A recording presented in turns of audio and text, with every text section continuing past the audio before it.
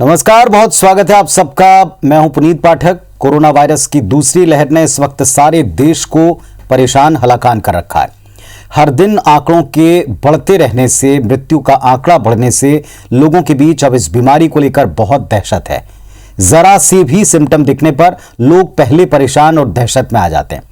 Virus के डर ने लोगों के मानसिक स्वास्थ्य पर असर डालना शुरू कर दिया।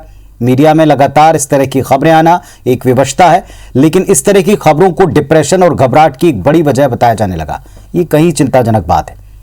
पैनिक अटैक, डिप्रेशन, इस तरह की समस्याओं से किस तरह जूझा जाए, इस लगातार बढ़ती बीमारी पर कैसे लगाम कसी जाए, ये ज्यादा खतरे के संकेत हमको जो मिल रहे हैं, इससे कैसे निपटा जाए, ये प्रयास हमारा होता है। स्वास्थ्य का अधिक ख्याल रखना बहुत जरूरी है, लेकिन चिंता समाधान नहीं है। आपको केवल फिक्र करनी चाहिए कि किस तरह आप अपने आप को सेहतमंद रखें, बाकी की चीजें छोड़कर। हमारे साथ में आज इस विषय पर चर्चा करने के लिए एक बहुत ही खास मेहमान स्पेशलिस्ट जुड़ रहे हैं। Neurologist doctor HP Sinha sir हैं, जो न केवल अपनी फील्ड में बेहतर सेवाएं दे रहे हैं, बल्कि साथ ही साथ लोगों को मानसिक सेहत बेहतर बनाने के कई विकल्प बताते हैं। डॉक्टर साहब नमस्कार, बहुत स्वागत है और बहुत धन्यवाद आपका इस क्रूशियल टाइम में हमें समय देने के लिए, दर्शकों की समस्या का समाधान देने के लिए। इस वक्त की जो सबसे बड़ी समस्या है डॉक्टर साहब, वो आपको भी पता है, लोग डर में हैं, भय में हैं, चिंता में हैं, और कई लोगों का भय ही अब उनकी बीमारी बन रहा है। जी हाँ, जी हाँ। देखिए, अभी जो हालात है बहुत ही विकट परिस्थिति है सभी के लिए। ऐसा समय मेरे ख्याल से हम लोगों ने कभी देखा नहीं है जो अभी हम देख रहे हैं। लेकिन ये हम जानते हैं कि जब भी ऐसी विपरीत परिस्थितियां हमारे जीवन में आती हैं तो हमारा मानसिक स्वास्थ्य अच्छा होना बहुत ज़रूरी है, क्योंकि मन हमारे शरीर को कंट्रोल करता है। अगर मन अच्छा नहीं होगा तो शरीर की इम्यूनिटी भी उसी अनुपात में कम होती चली जाएगी।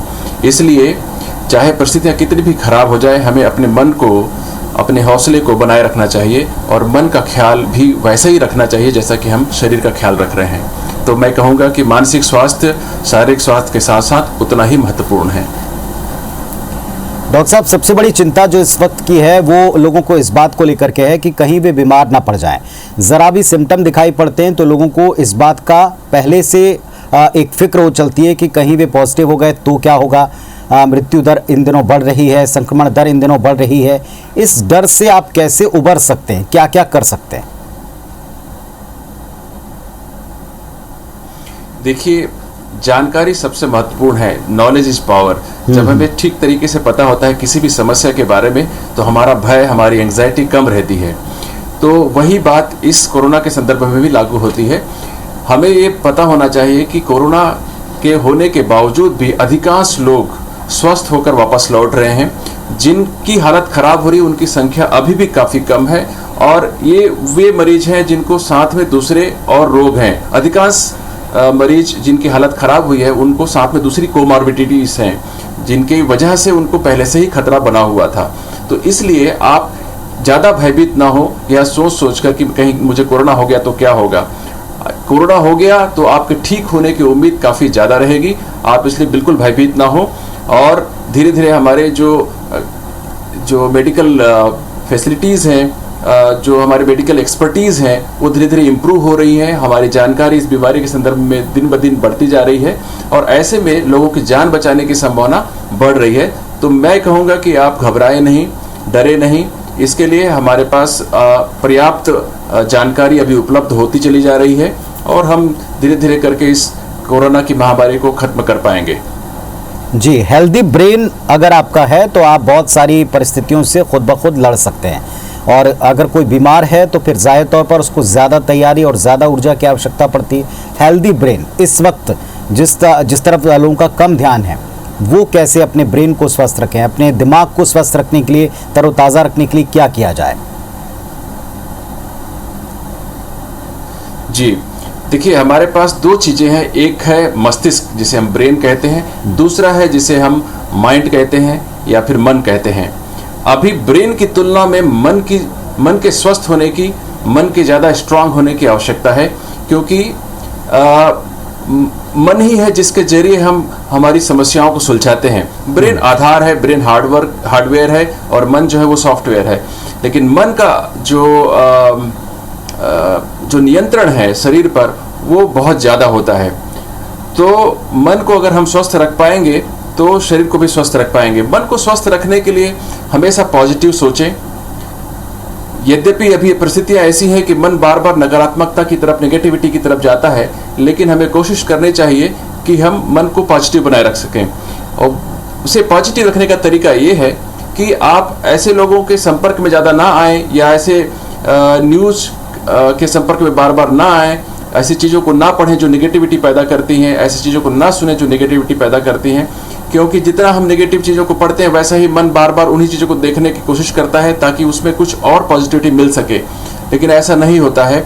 उसकी जगह पर आप ऐसी चीज़ों का डिस्कशन करें अपने दोस्तों के साथ, अपने परिवारजनों के साथ, जिसमें कि लोगों को इस कोरोना महामारी से उबरने में मदद मिली है, जिन लोगों ने हौसलों के साथ इससे बाहर आ पाए हैं, ऐसे लोगों के बारे में सुने और बात करें, ना कि ऐसे लोगों के बारे में बात करें कि इन्हें कैसे हो गया, कहाँ से हो गया, ये कोरोना कैसे हो गया और किसकी तबीयत ज़्यादा खराब हो गई। इन चीज़ों की चर्चा करने की अपेक्षा पॉजिटिव चीज़ों की ओर ज़्यादा फोकस करें, जिससे आप ज़्यादा पॉजिटिव बने रहेंगे। और ऐसे ही कार्यक्रम भी देखें, आप टीवी में जो कार्यक्रम देखते हैं। तो मैं ये नहीं कह रहा हूँ कि बिल्कुल भी आप न्यूज़ ना देखें और बिल्कुल अपने आप को आइसोलेटेड कर लें, या बिल्कुल भी नहीं कर रहा हूँ। आप उतनी ही जानकारी रखें जितनी कि आपको ज़रूरी है। लेकिन हम देखते हैं कि सोशल मीडिया में ऐसी भी खबरें बहुत सारी फैलती रहती हैं जो कि बहुत ज़्यादा प्रमाणिक नहीं होती हैं और वो केवल भ्रम पैदा करते हैं, और उसकी वजह से हम कुछ ऐसी चीज़ों को अपने जीवन में स्वीकार करने लग जाते हैं जो कि फ़ायदे की जगह नुकसान करती हैं। तो उनसे बचें। और बहुत सारी नेगेटिव बातें भी फैलती रहती हैं कि बहुत सारी चीज़ें जो है वो हमारे स्वास्थ्य सुविधाएं काफ़ी अपूर्ण हैं, बहुत ज़्यादा अपर्याप्त हैं, तो आप घबराने लग जाते हैं। उससे आपकी इम्यूनिटी और प्रभावित होती है और आपके कोरोना संक्रमण की संभावना बढ़ जाती है। इसलिए पॉजिटिविटी बनाए रखने के लिए प्रयास करें। मन के बारे में जो आपने बहुत सही बात कही कि इस समय जो सॉफ्टवेयर है उसमें बहुत सारे विचार हैं। मन है तो मनन है, और मनन में अक्सर जो है नेगेटिव थॉट्स इसलिए भी आते हैं क्योंकि चारों तरफ का वातावरण, चाहे वो रोज़गार से जुड़ा हो, बच्चों के एजुकेशन से जुड़ा हो, ख़ुद की सेहत से जुड़ा हो, बुज़ुर्गों की सेहत से जुड़ा हो, बहुत सारे मनन इस वक्त जो मन के अंदर चलते हैं, मंथन, उसमें ही चिंता कहीं छिप जाती है। ऐसे में कहते हैं कि अपने आप को बिज़ी रखना, माइंड को भी थोड़ा सा बिज़ी रखना, मन को भी थोड़ा सा बिज़ी रखना ज़रूरी या अच्छा होता है। वो कैसे करें? बिल्कुल, आपका कुछ रेगुलर शेड्यूल रहा होगा पहले भी। अभी चूंकि लॉकडाउन है तो आप वो पूरा का पूरा शेड्यूल अपना नहीं पाते होंगे, लेकिन अपने उठने और सोने का समय आप निश्चित रख सकें, यह मैं कहूँगा आपको। और बीच के समय को भी किसी न किसी चीज़ से आप ऑक्यूपाइड रखें, अपने आप को अकेला ना छोड़ें, खाली ना रहें। बच्चों के साथ समय बिताएं, परिवारजनों के साथ समय बिताएं। इंडोर गेम्स कुछ होते हैं जो आप सहजता से घर में खेल सकते हैं, वो खेलें घर में। और रेगुलर एक्सरसाइज करें, पर्याप्त नींद लें, बजाय कि आप अनावश्यक सोशल मीडिया में समय बिताकर अपनी नींद खराब करें, उसकी जगह पे पर्याप्त नींद लें, क्योंकि नींद जो है आपके लिए इम्यूनिटी को बढ़ाने का काम करेगी। अदरवाइज आपकी इम्यूनिटी और कम हो जाएगी अगर आपकी नींद कम हुई तो। एक्सरसाइज करने से भी हमारे भीतर जो है वो पॉजिटिव हार्मोन्स रिलीज होते हैं, एंडोर्फिन रिलीज होते हैं, जो हमारे मन को एलिवेट करते हैं, हमारे मन की फीलिंग्स को बेहतर बनाते हैं, जो हमें पॉजिटिव फीलिंग्स देते हैं। इसलिए एक्सरसाइज करना बहुत ज़रूरी है। आप इन सारी चीज़ों का ध्यान रखेंगे तो आपकी निगेटिविटी काफ़ी कम होगी, आपकी इम्यूनिटी इंप्रूव होगी और आप कोरोना के संक्रमण से काफ़ी हद तक बच सकते हैं। और कभी खुदा न खास्ता आपको कोरोना संक्रमण हो भी गया तो उससे बाहर निकलने की संभावना भी आपकी दूसरों की बजाय काफ़ी अच्छी होगी। घर में हर किस्म के लोग होते हैं डॉक्टर साहब, अलग अलग सोच वाले व्यक्ति होते हैं। बुज़ुर्गों की एक अलग अनुभव वाली सोच है, बच्चों की एक अलग चंचल सोच है, जो माता पिता हैं, जो घर को चलाने वाले लोग हैं, चाहे गृहिणियाँ हों चाहे घर के पुरुष हों, उनकी एक अलग मानसिकता, उनको अलग अलग तरह के तनाव है। क्या साथ मिलकर कोई एक्टिविटी प्लान करना इस समय बेहतर होगा ताकि सबके मन कम से कम सकारात्मक मनन करें, अच्छी चीज़ों का मनन करें? बिल्कुल ठीक कह रहे हैं आप। चूंकि इस समय ऐसा चल रहा है जिसमें कि आप अपने दोस्तों से भी बहुत ज़्यादा फिजिकली मिल नहीं पा रहे हैं और जिनके संपर्क में प्राय आप रहते थे उनसे मिल नहीं पा रहे हैं। ऐसे में आपको परिवार का सहारा बहुत ज़्यादा है।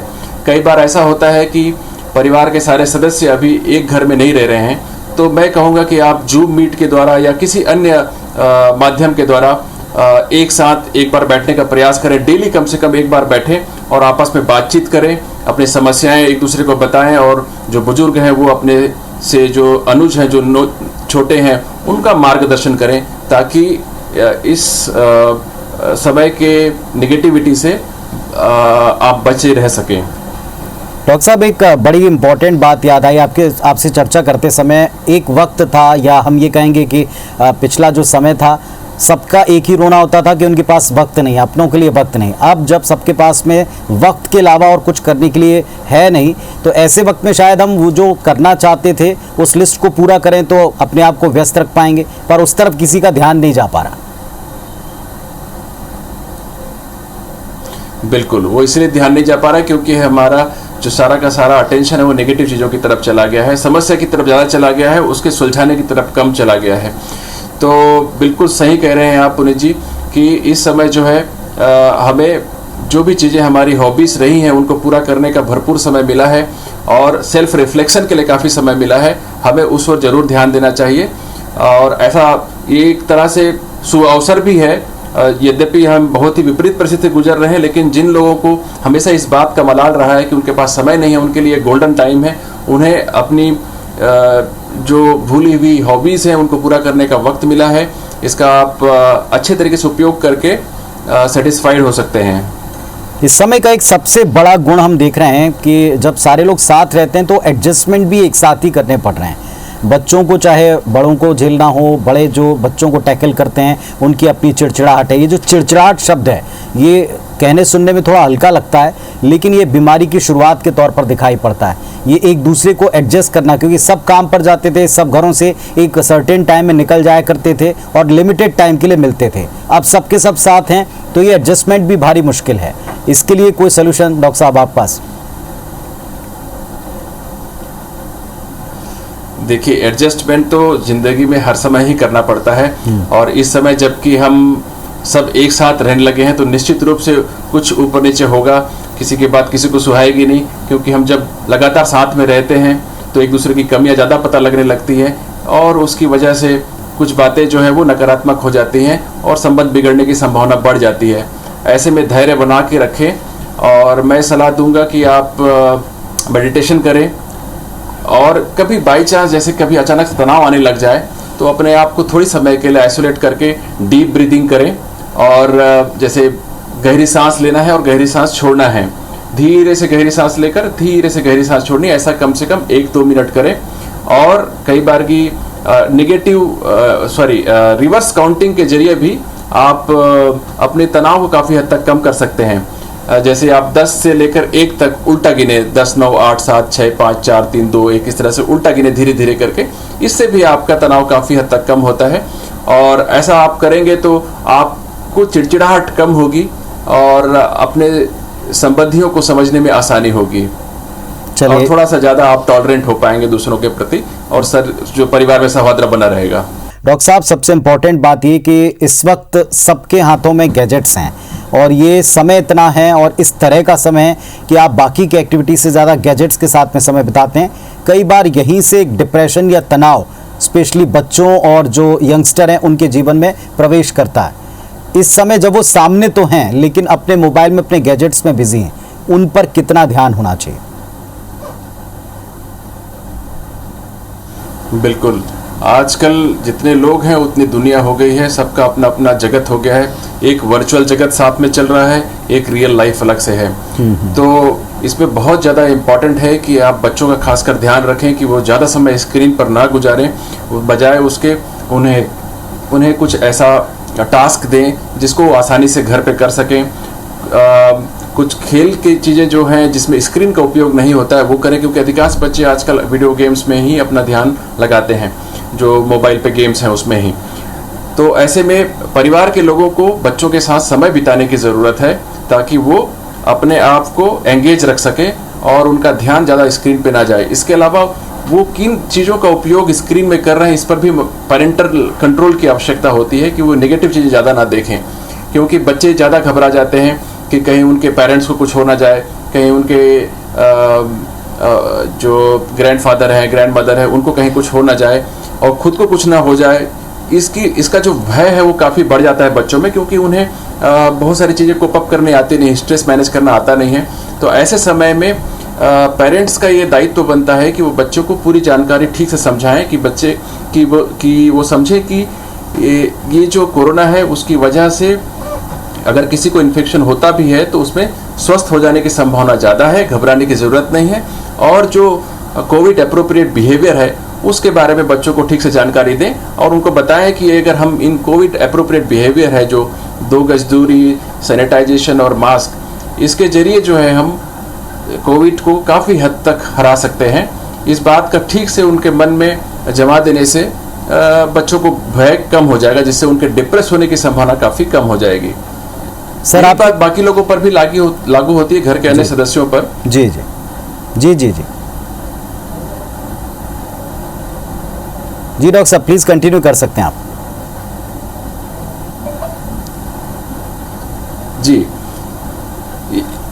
हाँ, यही मैं कह रहा था कि जब भी हम स्क्रीन का उपयोग ज़्यादा करते हैं तो नेगेटिविटी के आने की संभावना ज़्यादा होती है, क्योंकि इस दौरान अधिकांश खबरें नेगेटिव ही मीडिया में आ रही हैं और वो स्वाभाविक भी है, इसमें मीडिया का दोष नहीं है। लेकिन सोशल मीडिया में भी हम देखते हैं कि अधिकांश नेगेटिव खबरें चल रही हैं और कई बार की कुछ लोगों को पता ही नहीं होता है कि वो यह करके समाज में काफ़ी नकारात्मकता फैला रहे हैं और लोगों को काफ़ी फोबिया होने लगा है। कई बार बहुत सारे लोग डिप्रेशन में जा रहे हैं। आजकल हम मरीज भी देख रहे हैं जो कोविड के भय की वजह से साइकेट्रिक डिसऑर्डर की तरफ बढ़ जा रहे हैं जी। आपके उन्हें समय पर सही सपोर्ट नहीं मिल पाता है। आपका जो सर इतना लंबा एक्सपीरियंस है और अभी इस समय जबकि रिस्ट्रिक्शन है, कई सारी ओपीडी का काम जो है वो छोड़ करके कोविड में सारे लोग और अस्पताल और उनकी पूरी व्यवस्थाएं लगी हुई हैं, क्या इस तरह के मरीज बहुत आते हैं और अगर आते हैं तो उनको मेडिकेशन की सलाह दी जाती है या मेडिटेशन और अन्य विकल्प सुझाए जाते हैं? देखिए, ये बीमारी की तीव्रता पर निर्भर करता है कि उसे दवाई दी जाएगी या सिंपल मेडिटेशन या रिलैक्सेशन टेक्निक्स दिए जाएंगे या फिर एडमिट करना पड़ेगा। कई बार की मरीजों को एडमिट भी करना पड़ता है जब उनकी बीमारी की तीव्रता बढ़ जाती है। साइकेट्रिक डिसऑर्डर सारे दवाई से ठीक हो जाए जरूरी भी नहीं है, केवल ओपीडी बेसिस पर उन्हें कई बार एडमिट करना पड़ता है और उसके लिए उपयुक्त दवाइयाँ साइकेट्रिस्ट के साथ में मिलकर दी जाती हैं। डॉक्टर साहब, आप लोग सभी अभी इस समय बहुत खुद बिजी शेड्यूल से गुजर रहे हैं और इतना ज़्यादा वर्क प्रेशर और तनाव रहता है, आपसे बेहतर और कौन बता पाएगा कि अपने दिन को परिवार के साथ में आप कैसे प्लान करें, पूरा दिन सबके लिहाज से कैसे प्लान करें ताकि आप स्वयं भी तनाव मुक्त रहें और पूरे परिवार को भी स्वस्थ रख सकें? देखिए, सुबह से लेकर शाम तक आप बिजी रहें किसी न किसी चीज़ में, इसका ध्यान रखें। मॉर्निंग में उठने के बाद, फ्रेश होने के बाद या कोशिश करें कि सभी के सभी परिवार के सदस्य किसी न किसी प्रकार की फिजिकल एक्सरसाइज में एंगेज हों,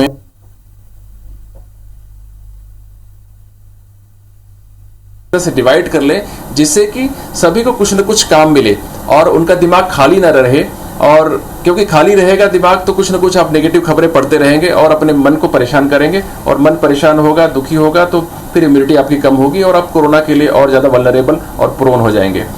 तो इसलिए घर के सभी सदस्यों को घर के कामों को डिवाइड कर लेना चाहिए जिससे कि सभी को कुछ न कुछ काम रहे और सभी एंगेज रहें, जिससे नेगेटिविटी काफ़ी कम हो।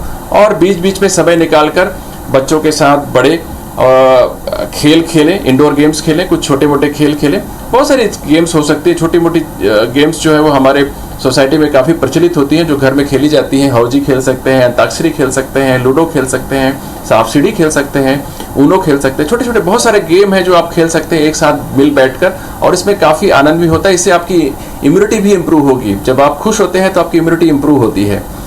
तो ये अपने आप को एंगेज रखना काफ़ी ज़रूरी है।